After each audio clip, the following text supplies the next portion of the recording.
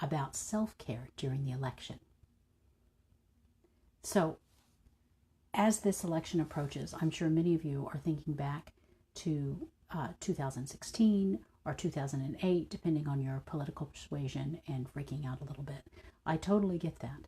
But what you need to do to feel better about yourself today is two things. You need some action and you need some rest.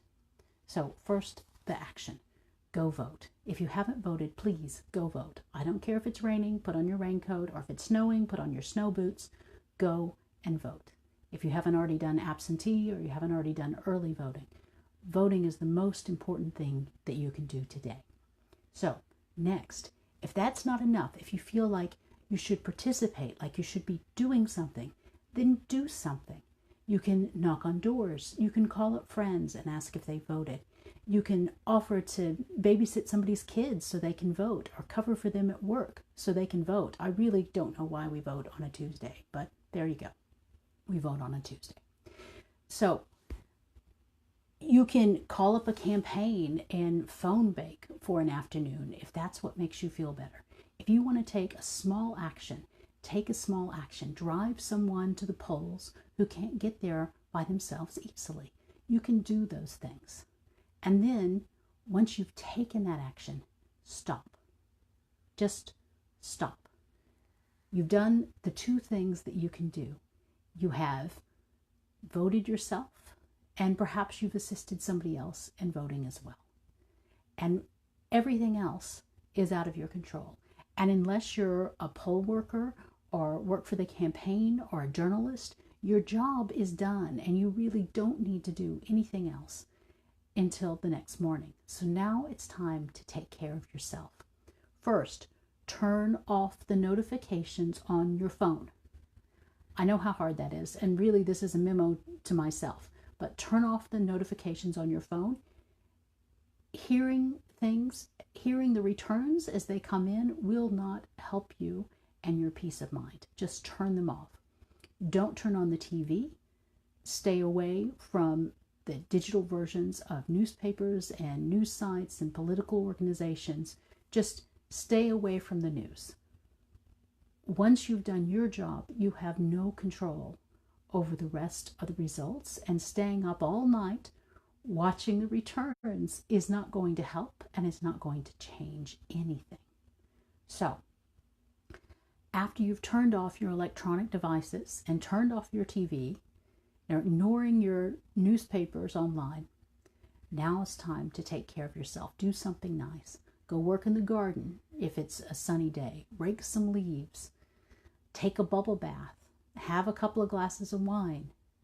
Just relax and enjoy yourself. Do whatever it is that you need to do, whatever small thing you can do to take care of yourself. Watch Netflix, but make sure that you're not switching over to the news. Make sure it's something that you don't immediately switch over and check compulsively every hour or every 10 minutes or every 5 minutes, watching as the returns come in. That's not healthy, and it's not going to help. It won't help your state of mind. It won't help the politics in our nation. It won't help anything. So once you've done your work, do something nice for yourself, for your family if you can. Make a nice meal. Take a walk around the park.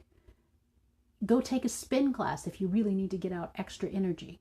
But try not to watch CNN while you're doing it. It may make you too angry. Just do these things. Do things that are right for yourself. And watching the returns incessantly and checking, just check. Reload the page. I know how to do that. I do that all the time. I constantly do that during elections. I understand that. But this is the time that you need to take to relax and enjoy yourself and know that you have taken all of the action that you can take as an American citizen to affect this election. And what comes after that, we just have to wait for. And then on Wednesday morning, open your device or buy a copy of the paper and sit down and read what has happened. Don't fill your head with all the prognostications on Tuesday night. It won't help. Just buy the paper or open the New York Times or the Washington Post or your local paper, whatever. Just open it and read what's happened and get the summary. Don't try to immerse yourself in the craziness that we seem to all live in right now. It's not healthy. And for those of you who are expats like me, wondering, well, what can I do? I voted absentee 2 months ago, and now there's nothing for me to do. Well, get online and harangue people about voting. If you go to the polls and they turn you away, ask for a provisional ballot. You have every right to ask for a provisional ballot and receipt. If you are not registered and you still want to vote, in the states of, I'm pulling this up, sorry. In the states of California, Colorado, Connecticut, District of Columbia, Hawaii, Idaho, Illinois, Iowa, Maine, Maryland, Minnesota, Montana, New Hampshire, North Carolina, Utah, Vermont, Washington, Wisconsin, and Wyoming, you can vote today, even if you're not registered. You can register the same day and vote the same day. And as for the rest of us, just get it done and relax and enjoy the rest of your day. And try and put off the fretting and worrying until tomorrow morning. You will be better off for it, and so will your family. So thank you for watching. Have a great day, and happy election. Bye-bye.